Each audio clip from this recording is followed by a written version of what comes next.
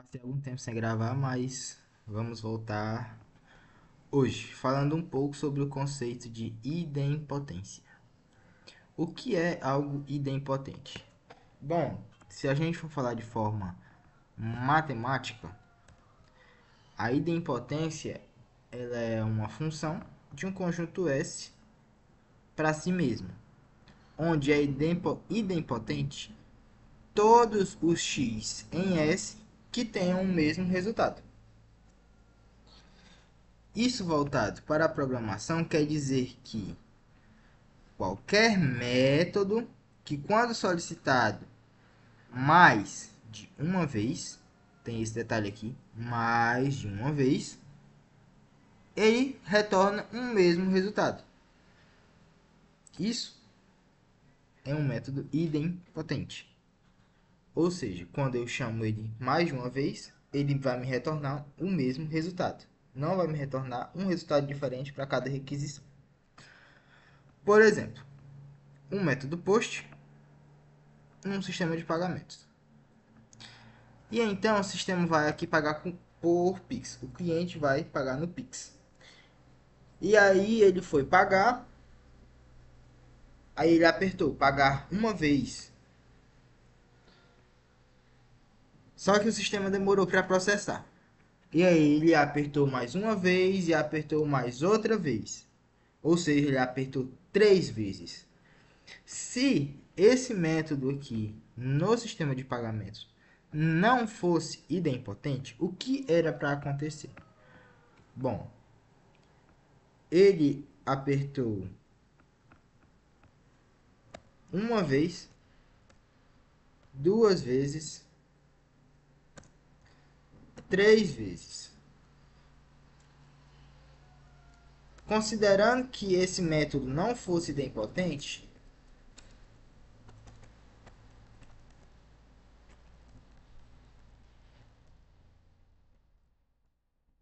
o que aconteceria? Na primeira vez que ele clicou, um pagamento seria efetuado.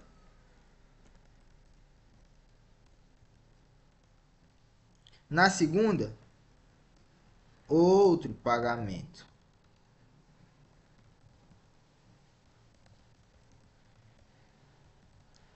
E na terceira, mais um pagamento. E assim para N vezes. Sempre iria acontecer mais um pagamento. Então vamos supor que esse método não era idempotente e o cliente apertou 50 vezes para pagar no Pix. Isso quer dizer que o pagamento seria feito 50 vezes, mesmo sendo de mesmo valor. E para o mesmo receptor. Isso considerando que o método não fosse idempotente.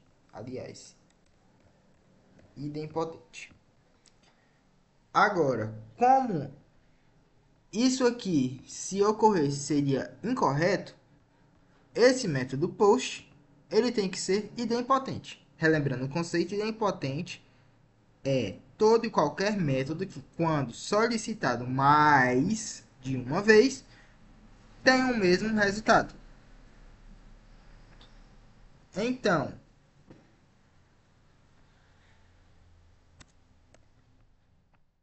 esse método ele deve ser idempotente, pois, se não, o pagamento vai ser efetuado mais de uma vez, certo? E como que a gente resolve isso? Tem várias formas. Uma delas seria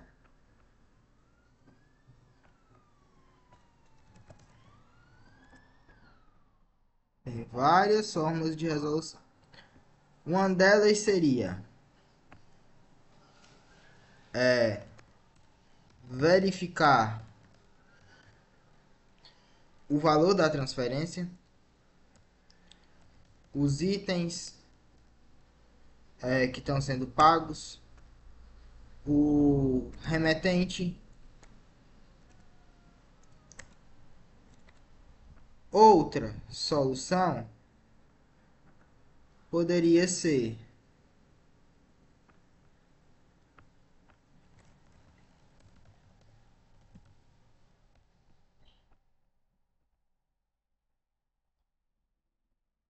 criar um ID para aquela requisição. Ou seja, quando ela for solicitada uma vez, ele vai criar um ID único. E se for tentar chamar de novo o mesmo método, ele vai verificar se aquele ID já existe. Se existe, ele não deixa chamar de novo. Então, mesmo que para o cliente apareça que ele conseguiu clicar lá no back-end, no servidor, isso não vai acontecer. E isso são dois modos de solucionar o problema relacionado à idempotência. E aqui nós temos um exemplo de método idempotente, que seria resolvido da segunda forma, que é criando um ID. Ele vai criar um UID e ele vai fazer a verificação se essa chave, que é o ID, ele existe ou não. Se já existir, ele não deixa rechamar aquele método. E aqui é um exemplo de como utilizar. Você vai dizer que a função é idempotente de acordo com o módulo e através de um UID ou um ID normal vai fazer a identificação daquele método. Então, é isso o vídeo de hoje. Até mais.